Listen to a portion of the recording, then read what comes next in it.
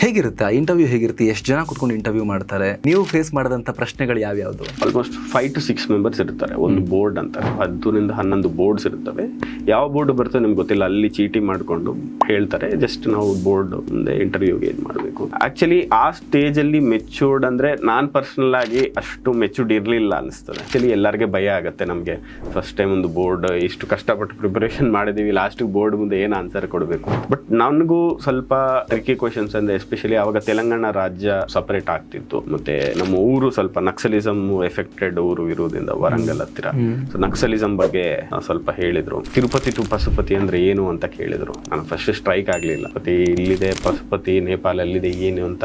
Litre ಅವರೇ ಪಾಪ help ಮಾಡ್ತಾರೆ. ಅವರು ಅದು basically red corridor, Naxal corridor ಪಾಪ. ಬಟ್ ಬೋರ್ಡ್ನವರು ಕೂಡ ಏನಂದ್ರೆ ಅವರು ಒತ್ತಡಿ ಮಾಡ್ಬೇಕಂತ ನೋಡ್ತಾರೆ, ಅವರು ಕೂಡ ಸಹಾಯ ಮಾಡ್ತಾರೆ ಬಹಳಷ್ಟು ಪ್ರಶ್ನೆಗಳಲ್ಲಿ. ಮೇನ್ ಆಗಿ ಕೆಲವು ಕೋರ್ ಪಾಯಿಂಟ್ಸ್ ನೋಡ್ತಾರೆ ಅನಿಸ್ತದೆ ನನಗೆ. ಫಾರ್ ಎಕ್ಸಾಂಪಲ್, ಸುಳ್ಳು ಹೇಳ್ಬಾರ್ದು, ಮೇನ್ ಇಂಟಿಗ್ರಿಟಿ ಅಂತಾರೆ. ಜಸ್ಟ್ ಬ್ಲಫ್ ಮಾಡಬಾರ್ದು ಯಾರ ಮುಂದೆ. ಸೊ ಅದು ಬಹಳ ಸೀರಿಯಸ್ ಆಗಿ ತಗೊಳ್ತಾರೆ ಅವರು. ಅದು ಇಂಪಾರ್ಟೆಂಟ್ ಆಕ್ಚುಲಿ, ಯಾಕಂದ್ರೆ ಬಂದಿಲ್ಲ ಅಂದ್ರೆ ಬಂದಿಲ್ಲ ಅಂತ ಹೇಳೋದು ಅಷ್ಟೇ. ಫುಲ್ ವಿಡಿಯೋಗಾಗಿ ರಿಲೇಟೆಡ್ ಲಿಂಕ್ ಕ್ಲಿಕ್ ಮಾಡಿ.